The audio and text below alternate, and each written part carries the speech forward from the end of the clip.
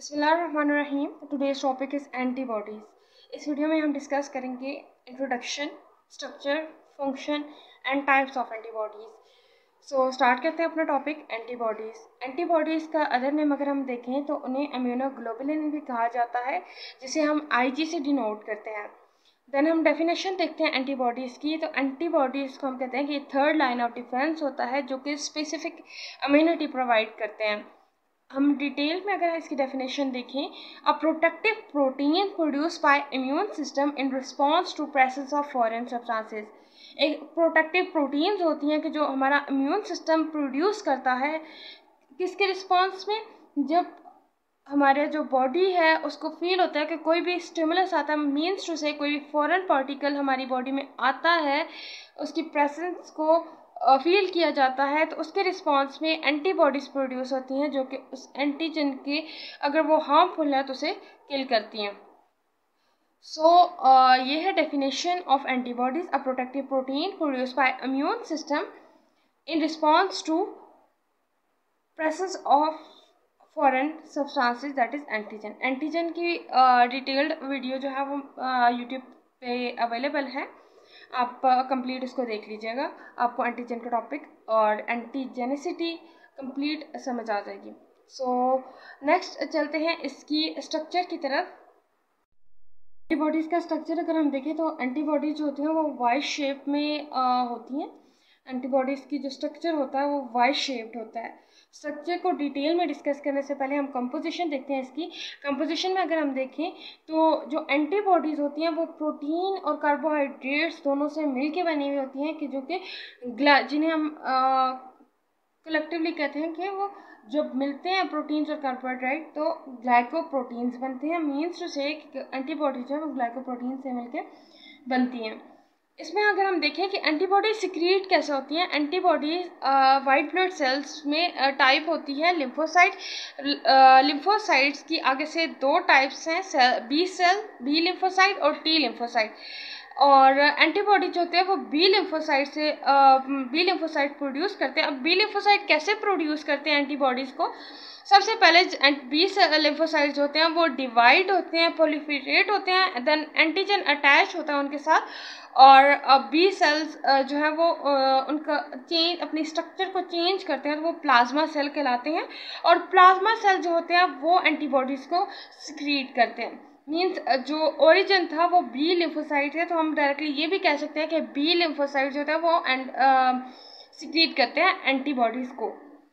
ये paper point of view से most important है MCQs के पॉइंट ऑफ व्यू से, कि एंटीबॉडी जो होती है वो कौन से सेल से रिलीज होती है, वाइट ब्लड सेल्स की कौन सी टाइप है जिससे एंटीबॉडीज़ रिलीज होती हैं। देन स्ट्रक्चर की तरफ आते हैं कि स्ट्रक्चर डिटेल से डिस्कस करते हैं एंटीबॉडीज़ का। शेप एंटीबॉडीज स्ट्रक्चर होता है इनका।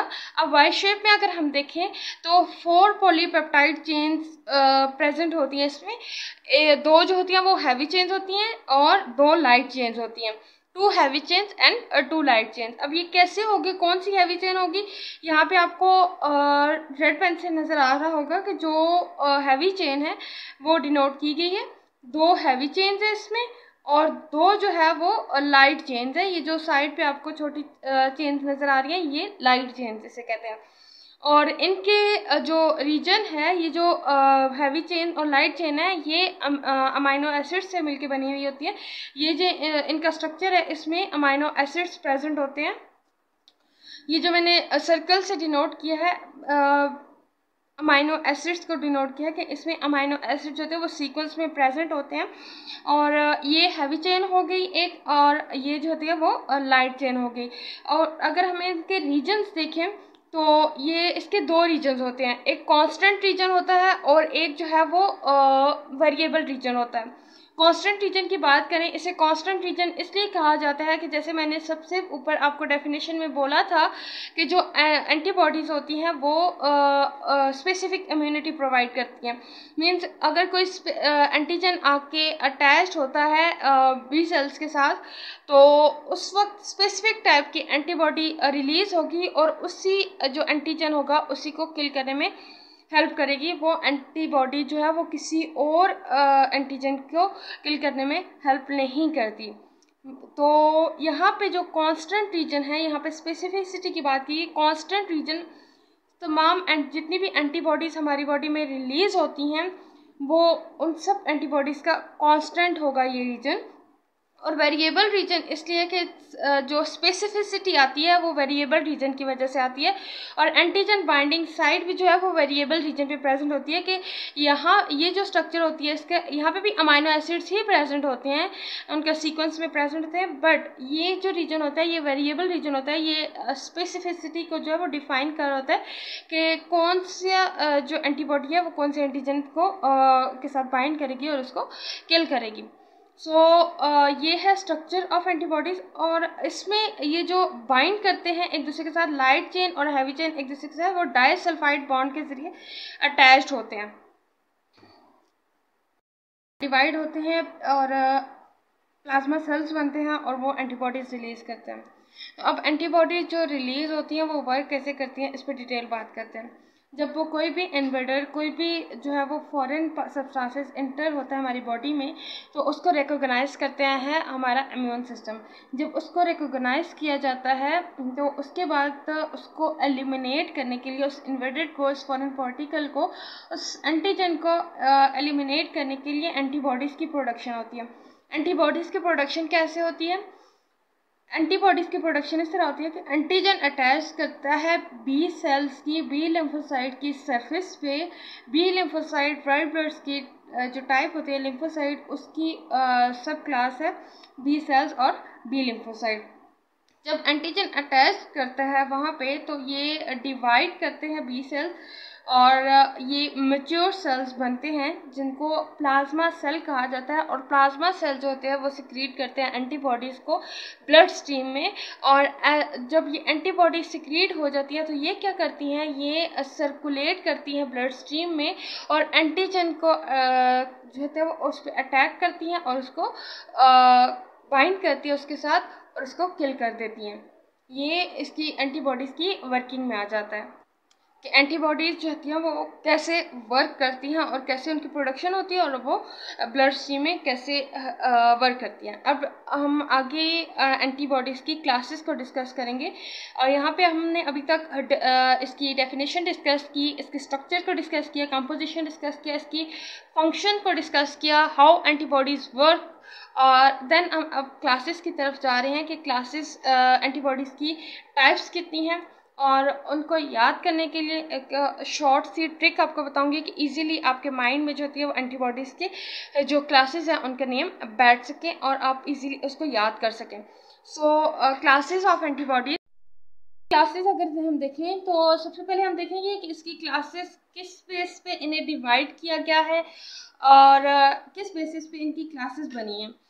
ये जो हैवी चेन होती है इसमें जो अमाइनो एसिड प्रेजेंट होते हैं, इनका जो सीक्वेंस होता है अमाइनो एसिड्स का, ये डिफरेंट एंटीबॉडीज़ में डिफरेंट सीक्वेंस होता है, जिसकी बेसिस पे इन्हें 5 क्लासेस में डिवाइड किया गया। अब 5 क्लासेस को याद रखने के लिए आपको एक इम्पॉर्टेंट ट्रिक बताऊंगी, बहुत सी सिंपल ट्रिक है जिससे आप याद रख सकते हैं। मोस्ट इम्बंडेंट जो एंटीबॉडी हमारी बॉडी में प्रेजेंट होती है, जो कि 70 to 80% प्रेजेंट होती है हमारी इम्यून सिस्टम में, वो IgG एंटीबॉडी प्रेजेंट होती है। इसकी ट्रिक क्या है इनको याद रखने की? जो मोस्ट अबंडेंट है, आपको एक याद रखने की ज़रूरत है, IgG मोस्ट अबंडेंट एंटीबॉडी है। और इनको सबसे पहले आपने 5 टाइम्स जो है वो IG लिख लेना है, जिससे हम एंटीबॉडीज़ को डिनोट करते हैं। और इसकी क्लासेस में आगे से हमने कैपिटल लेटर में लिखना है IgG most abundant antibody, which is almost 70 to 80% present होता है हमारे इम्यून सिस्टम में। और उसके बाद IgM, IgA, IgD, IgE। अब अगर आप देखें तो यहाँ पे स्पेलिंग बन रहे हैं मेड के, MADE मेड, G मेड। आप इसे याद रख सकते हैं एंटीबॉडीज़ के नेम के, एक वर्ड बन गया G मेड। ये इसकी 5 क्लासेस आ जाती हैं। अब हम इन्हें थोड़ा सा डिस्कस करेंगे आगे फर्दर इन क्लासेस को, उनका फंक्शन क्या है और ये कैसे रिलीज होती हैं बॉडी में। हमारे पास आ जाती है IgG की बात करें तो 70 to 80% of total antibody present होते हैं हमारी बॉडी में। इम्यून सिस्टम है। और मैक्सिमम डेली प्रोडक्शन जो होती है वो सबसे ज़्यादा मैक्सिमम लेवल पे जो होती है वो आईजीजी की होती है। और इनका जो हाफ लाइफ होती है, सबसे लॉन्गेस्ट हाफ लाइफ है इनकी, जो कि 23 डेज़ का होता है। अब इनके सब क्लासेस भी हैं। सब क्लासेस किस बेसिस पे हैं? इनमें माइनर डिफरेंस होता है एंटीबॉडी सीक्वेंस का कांस्टेंट रीजन में। जो एंटीबॉडीज़ का कांस्टेंट रीजन होता है हैवी चेन में, उनमें इनका डिफरेंस होता है, माइनर डिफरेंस होता है अमाइनो एसिड्स में। उसके बेसिस पे इनकी सब क्लासेस हैं IgG1, G2, G3 और G4। और ये जो सब क्लासेस हैं ये वेरी करती हैं बायोलॉजिकल फंक्शंस में। नंबर ऑफ जो डाइसल्फाइड बॉन्ड्स होते हैं उनमें वेरी करती है।